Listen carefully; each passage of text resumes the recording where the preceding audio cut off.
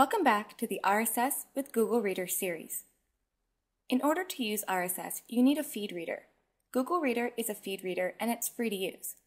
You can sign in using your Google account if you have one.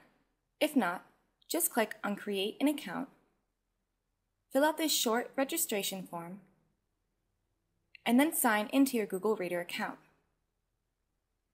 This is where I'll be able to read all of the content that I would normally visit a website for.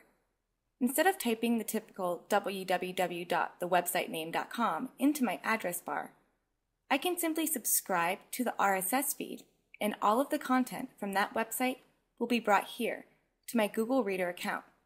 To learn more about what RSS is, check out the first episode in this series. Now, every morning I can sign into my Google Reader account and visit all of my favorite websites without ever having to leave this site. It's all brought to me right here in my Google Reader. Remember, there are 10 parts to this series, so don't forget to check out the other episodes in the RSS with Google Reader series.